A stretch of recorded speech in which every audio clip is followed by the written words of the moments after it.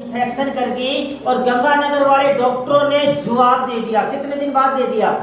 2 दिन दे दिया। 2 दिन तक उसको भर्ती रखा, उसके बाद उसको जवाब दे दिया। फिर आपने क्या किया? बीकानेर गए। बीकानेर वहाँ हमको पिछाड़ भी नहीं सकती, ना हमको पिछाड़ा, ना आपके बहू बेटों को पिछाड़ा, किसी भी कोई भी नहीं पिछाड़ा। समझ पा रहे हो? जब गंगानगर वालों ने जवाब दे दिया तो इन्होंने अपनी माँ को बीकानेर लेके आ गए। तब तक मेरे पास फोन नहीं किया था। अभी बताएंगे आपको। अच्छा, क्या हालत थी उनकी? कोमा में चले गए? मैं कोमा में चली गई थी।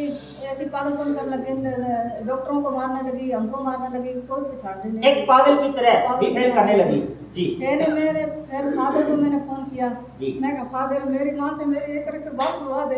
देखो अंदर से एक भावना, मेरी बात करवा दे मेरी माँ से। ये सच्ची गवाही के लिए तारीफ करें। ऐसे बोलो 2 बजे तक तुम्हारी मम्मी को कुछ भी नहीं होगा। 2 बजे बाद में तुम्हारी मम्मी, मैं खुशी बड़ा परमेश्वर ले जाए। एक मौत की सिमरन को परमेश्वर ने कैंसिल कर दिया। इसकी माँ 2 बजे मरने वाली थी। समझ पा रहे हो? जब मैं प्रार्थना में था और इसकी कॉल आई कि मेरी माँ, मगर तेरी माँ अगर 2 बजे के बाद बच गई तो बच जाएगी, लेकिन उसको शैतान लेने के लिए आया है। मैं प्रार्थना में बैठता हूँ और तेरी माँ बचेगी। हालेलुया। क्या हुआ बताओ? सुबह उठ के 5 दिन बोला सुबह तुम्हारी मम्मी तुम्हारे से बात करेगी जी। फिर हम चारों बहना वहाँ इकट्ठे थे जी। उसने नाम लिया संतोष, सरोज, सुमन। जोरदार तारीफ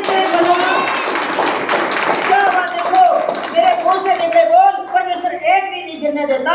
जब इसकी माँ कोमा में थी, डॉक्टरों ने जवाब दे दिया, गंगानगर वालों से नहीं हुआ इलाज। जब वो बीकानेर लेके आए तो मैंने इनको बताया कि परमेश्वर ने मेरे को बताया कि अगर 2 बजे के बाद बच गई तो बचेगी ये।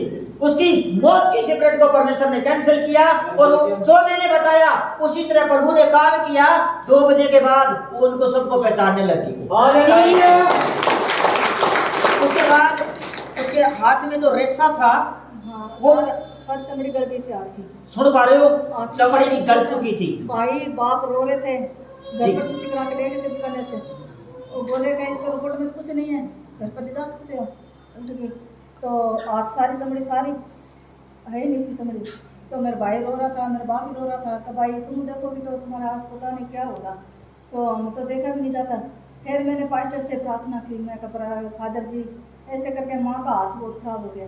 फादर जी बोले कि सुबह तुम्हारी माँ को दूध आएंगे वो हाथ सही कर जाएंगे। तो पास्टर जी ने बोला तो मेरी माँ का मैं जाके हाथ देखा तो मेरी माँ के ऐसी चमड़ी आई। क्या हुआ? जब इन्होंने घर पे लेके